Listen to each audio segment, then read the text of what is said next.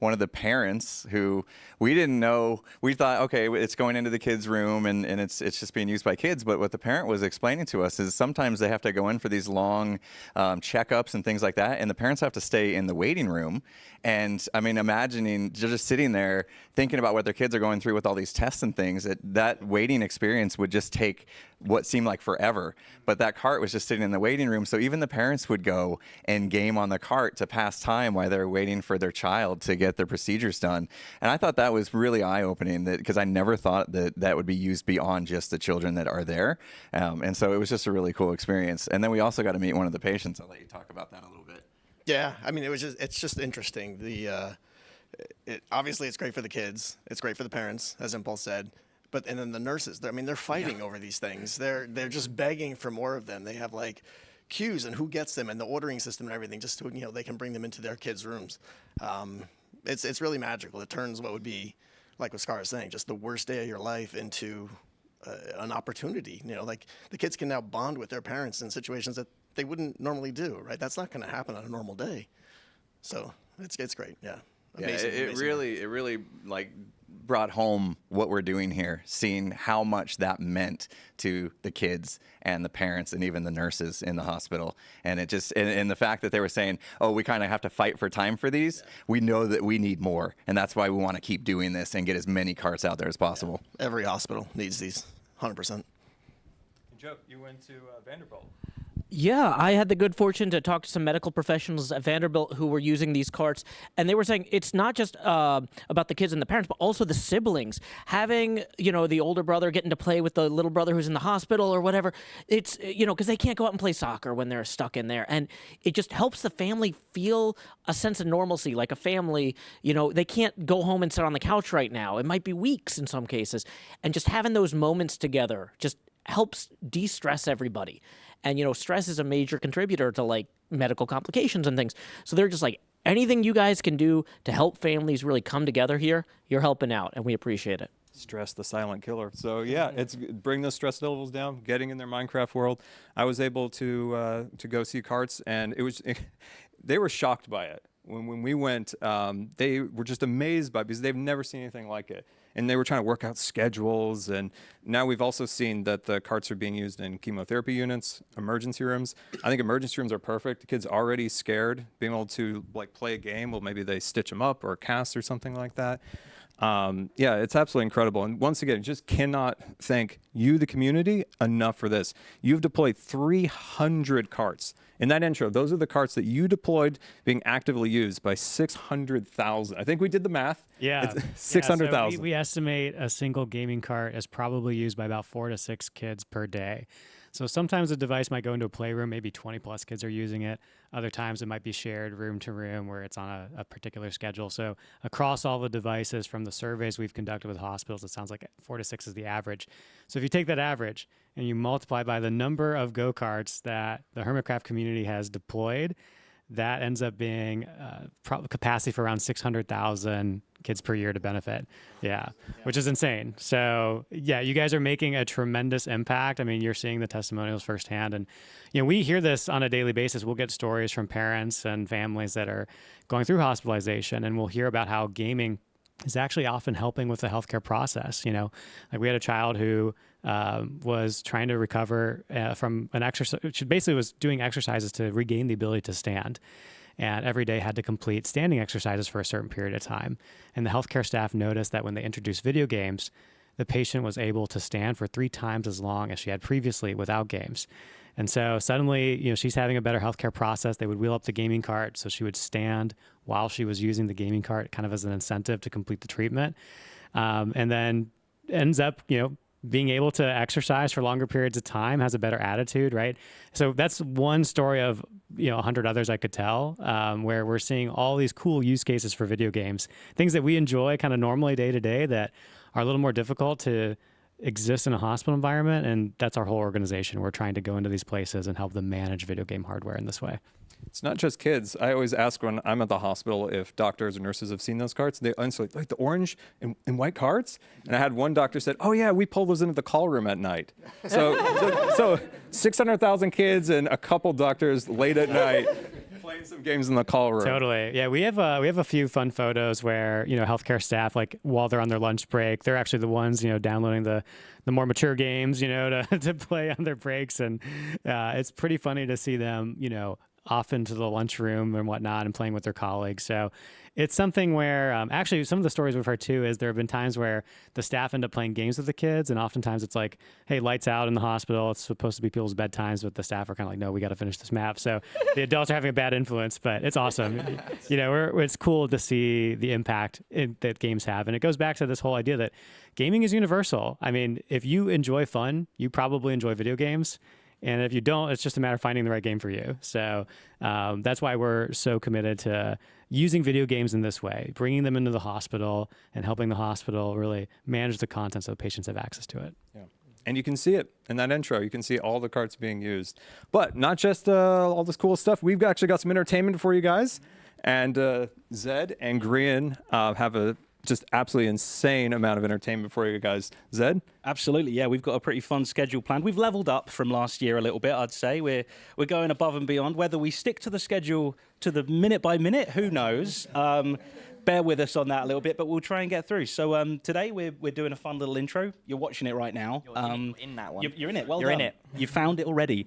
Then we've got the Imp and Skiz podcast, which is maybe less of a podcast I'm hearing now and more of some kind of battle game show thing. So yeah, that should be a lot of fun. There'll be some hermits in there as well. Grian, we've got the... Oh, yeah, so we're doing a Guess the Build again. We did that last year, if you remember that. But this year we've just got a slight twist on it so that it's a little bit different. And then what's after? The next one, I am doing the Quiet Games with Tango. Tango and I are running that. A game show all about being as quiet as you can. And we're all known for being pretty quiet people, right? Yeah, we're not loud, screamy YouTubers or anything. So yeah, that should be a lot of fun as well. There's also some TCG coming up too. Yeah. Joe's going to be hosting some TCG, some live, real cards, real people, real everything. The table will be real. Everything is real, Joe, right? Real table. Okay, good. We managed to pull it off. A real table just for you guys. And then Graham, what's happening at the end? Ooh. Oh, we're on Hermitcraft, right? Yeah, We're on Hermitcraft. We're on Hermitcraft for the last bit. For the last little bit, hanging out together. Yeah. As a group, Yeah. right? Nice outro. And then tomorrow, we have... Oh yeah, we've got another kind of little intro, easing back into things. We'll be having some coffee. Yeah, I mean it'll be morning for us, but I imagine if you're in Europe or the east of the US, it's going to be slightly later. So we're battling time zones a little bit. Absolutely. Yeah. So yeah, and then afterwards we've got we've got a section called Mystery Hermit, which is going to be a lot of fun. We're going to be watching a Mystery Hermit. Maybe somebody stood in this room. Maybe somebody that couldn't make it today that's still at home. We're going to be watching their gameplay a little bit live and seeing if we can discover exactly who that hermit is, and you get to play along at home as well. You're actually going to be against some detective hermits that we have here, so get research and your hermit gameplay knowledge for that one.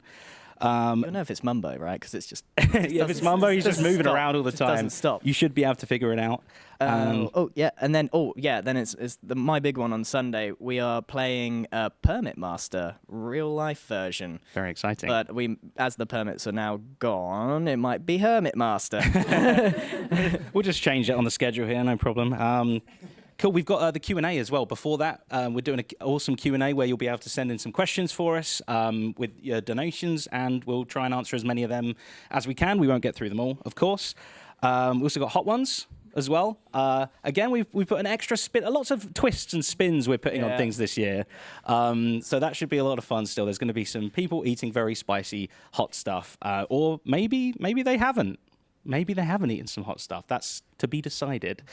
And then finally we have our party hour, hopefully with everyone's generosity. Yeah. We'll see the weekend out with just like kind of a party hour. At that point, like the auction will end. And I think it's worth mentioning now that there is an auction and there is so much on there. It's worth having a look. We will kind of like bring out stuff and show on the host stream with Scar, and we'll have a look at some of the goodies because they're in the other room there. Some of them are, some of them aren't.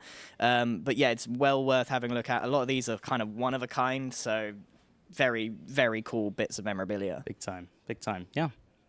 Thank you, guys. No worries. And we want to remind you guys, thank you so much for all the donations, supporting the auction. Also, we 100% understand not everybody can donate monetarily, but if you're interested in helping, just being in the chats, hanging out with the hermits in their chats, and sharing the links, that goes a absolute long way. So don't worry if you can't donate. $1 is amazing. If you could just do that, we just appreciate every absolute bit of support. So thank you guys so much. As Graham mentioned, we have the auction items. Scroll all the way down. There is some wild stuff.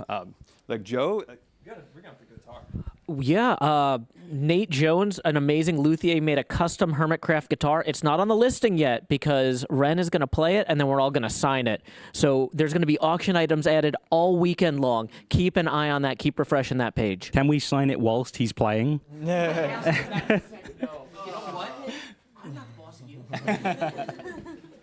And Green, you got some really cool stuff. Yeah, I really like. I went out and got some really cool stuff made. So I've got a little tiny permit office. That one's actually on there already. We've got some custom permits, like scrolls that you can hang on the wall. Again, custom made.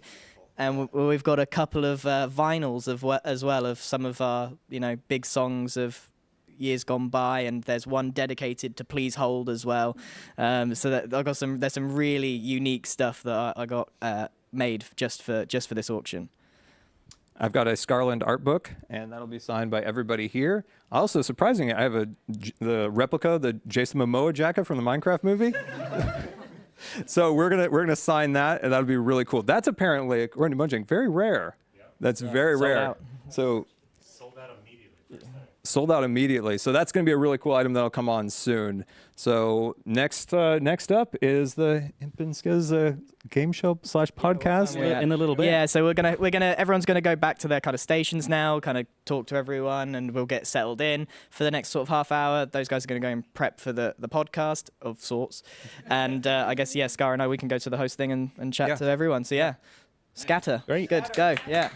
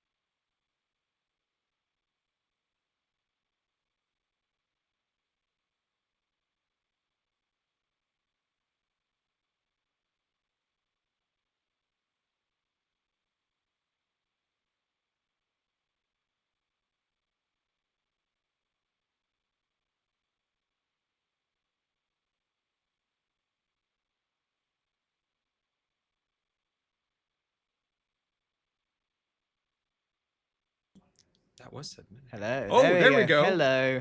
We're Oh, here. there we go. There We we got are. there in the end. We got a tech squad behind us. It's all good. It's all right. We know you couldn't hear us. We just didn't know why. Yeah, but now you can. Yeah. Man, I always get nervous in those intros. I'm sweating. I'm sweaty. But that was cool, and it was very nice of Mojang to host us. Yeah, I mean, we sort of skirted past that a little bit. Like, we said thank you to Sean and stuff. But Yeah. it's a little. There's way more people involved. Yeah, it's kind of a